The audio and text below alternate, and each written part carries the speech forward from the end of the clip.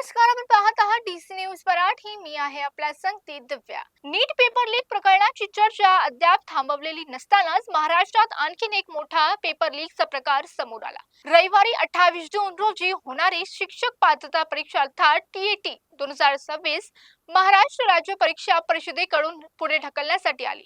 ठाणे जिल्ह्यातील भिवंडी परिसरात परीक्षेचे प्रश्नपत्रिकेची संबंधित कागदपत्रे आढळल्यानंतर हा निर्णय घेण्यात आला.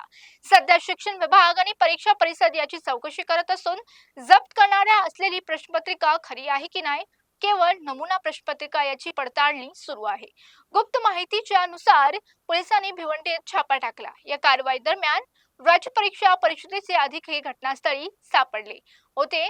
या कारवाई दरम्यान राज्य परीक्षा परिषदेचे अधिकारी हे घटनास्थळी सापडले. प्राथमिकी तपासात जप्त झालेले प्रश्न 2025 च्या टीईटी परीक्षेसाठी तयार करण्यात आलेल्या प्रश्नांशी मिळते जुळते असल्याचं समोर आलं. या प्रकरणी भिवंडी पोलीस ठाण्यातून गुन्हा दाखल करण्यात आला असून पेपर लीकचं संपूर्ण रॅकेट उघड करण्यासाठी सखोल तपास सुरू आहे. दरम्यान महाराष्ट्र काँग्रेस प्रदेशाध्यक्ष हर्षवर्धन सपकाळ यांनी सरकारवर टीका करत दोषींवर कठोर कारवाईची मागणी केली आहे. या प्रकारची घटना पुढे न होता कामा नये हे काँग्रेसने बीजेपी आणि सत्ताधाऱ्यांना सांगितलं. तर पाहूया पुढे काय होतं या प्रकरणात. थांबूया इथेच. पाहत रहा डीसी न्यूज मराठी.